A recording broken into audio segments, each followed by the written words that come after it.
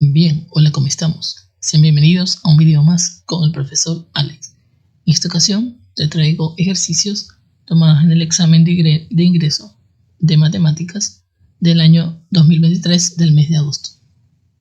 Ok, en este primer ejercicio tenemos la forma proposicional P es una tautología y la forma proposicional Q es una contradicción. Vamos a tomar a P como si fuera o como si tuviera un valor de verdad de 1 y a Q como si tuviera un valor de verdad de 0. 1, que se refiere a verdadero, viene de la tautología. La tautología se refiere a que todo es verdadero en sus combinaciones proposicionales. Asimismo, Q, contradicción, viene también de los resultados de falso. Ok, con respecto a las formas proposicionales, R y S. Bien, vamos a colocar la forma R. La forma R me pide P, implicación con Q. Es decir, 1 implica 0. Esto me da como resultado 0. Y el 0, como estábamos diciendo, se refiere a falso. Es decir, el resultado es una contradicción.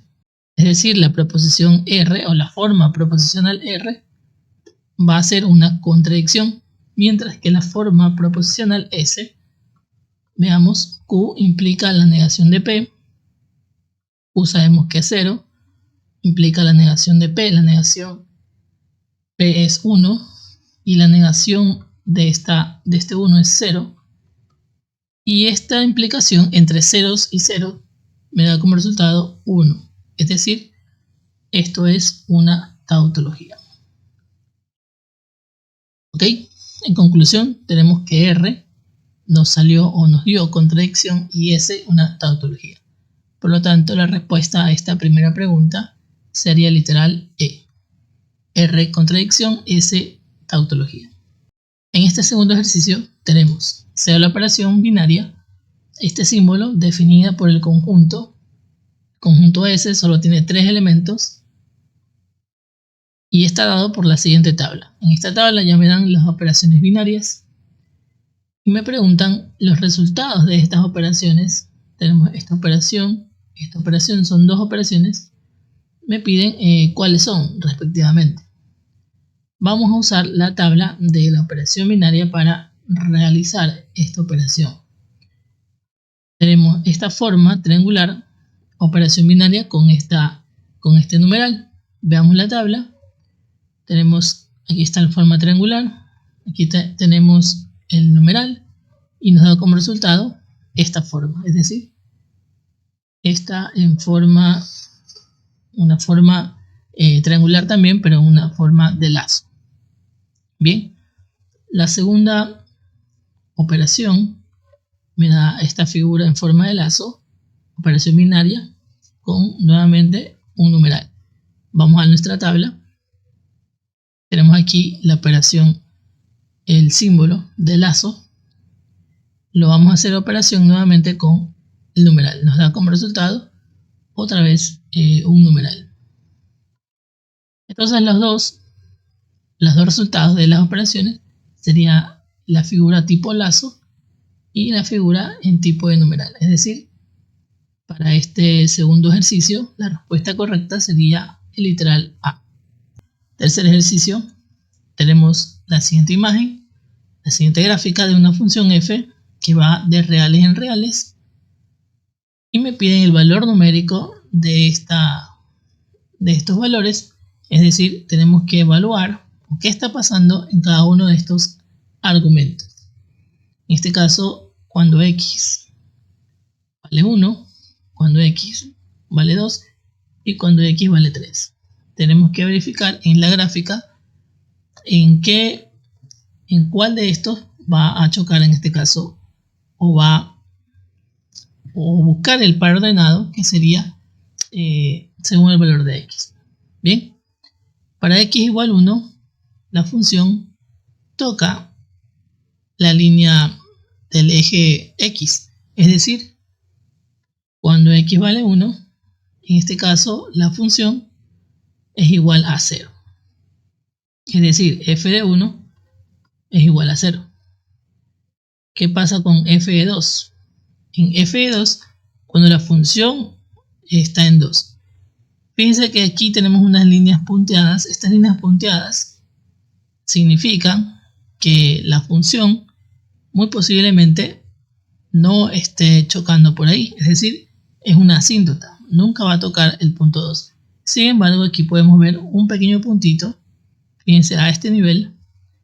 Ese punto me da la idea o me da la referencia de que es un punto que forma parte de la función. Entonces, efectivamente es parte de la función. Ese pequeño punto es parte de la función. Es decir, fíjense que cuando x vale 2, y vale 3. Entonces, f evaluado en 2 será igual a 3.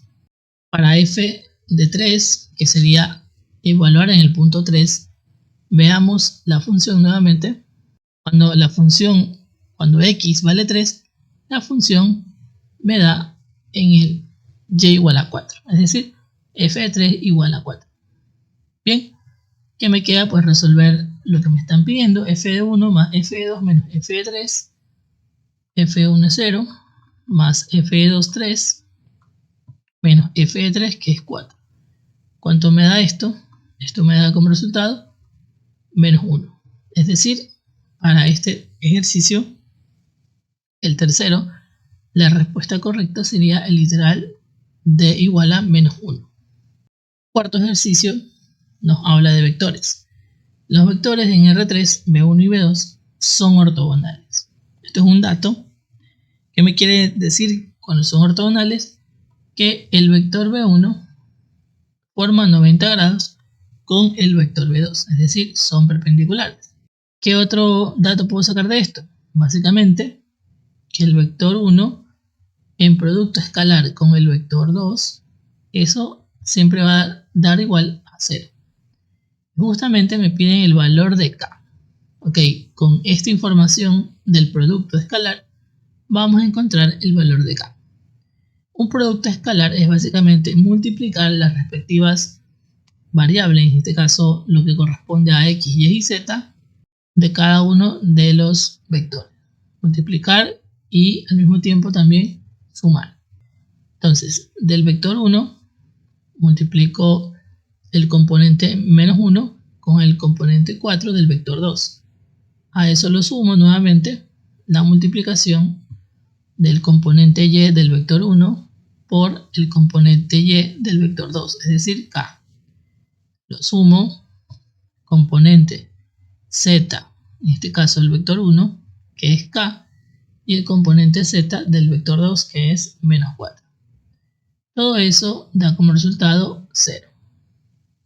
Bien, continuando con la resolución, multiplicamos, esto me da menos 4, esto me da 2 por k o 2k, y el de acá me da más por menos 4k. Sumo los términos semejantes y el 4 lo paso al otro lado de la igualdad. Sumando los términos semejantes me da menos 2k, y el 4 pasado al otro lado de la igualdad será un número positivo. Bien, por último, hacemos el respectivo despeje, simplificamos y obtenemos que k da como resultado el valor de menos 2. ¿Okay? Por lo tanto, la respuesta para este cuarto ejercicio es el literal B, menos 2. K lleva el valor de menos 2 para que estos vectores sean efectivamente ortogonales. Pasamos al quinto y último ejercicio. En este ejercicio tenemos los números complejos z1 y z2. Estos números complejos están escritos de tal manera que tienen una forma polar. Es decir, esta forma corresponde a la forma general R multiplicado por Euler a la I teta. Con esta referencia nosotros vamos a encontrar algo importante. En este caso lo que me piden es el argumento. ¿Qué es el argumento? El argumento de un z de un número complejo básicamente es igual al ángulo θ. Entonces, podemos sacar los argumentos por separado. O sea, podemos sacar el argumento de z1 y de z2. Sin embargo, me piden el argumento de z1 por z2. Bien, hay una propiedad de los argumentos que me dice el argumento de z1 por z2. La propiedad me dice que ese argumento de los números complejos multiplicados va a ser igual a la suma de los argumentos. Es decir, argumento de z1 más el argumento de z2. Entonces este ejercicio se resume en encontrar primero los argumentos y luego sumar. Los argumentos de z1 pues sería el valor del ángulo que me dé en el número complejo z1 y el argumento de z2 sería el ángulo, en este caso, del número complejo z2. Bien, de z1, fíjense que tenemos 3 Euler a la menos i por pi cuartos. Fíjense que si hacemos una analogía con esta fórmula de aquí, fíjense que el negativo nunca está. Por lo tanto, el θ, en este caso el θ1, o el argumento 1, me da como resultado un ángulo de menos pi cuartos. Bien, entonces, este sería el argumento z1, es decir, menos pi cuartos. Y para z2 tenemos 2 Euler a la i multiplicado por 3pi octavo. Es decir, el θ2 o el argumento 2 es 3pi octavos, el ángulo. Bien, eso corresponde al argumento de z2. Esto es 3pi octavo. Bien, resolvemos esta suma de fracciones. Mínimo común 8. Esto me da 2pi más 3pi.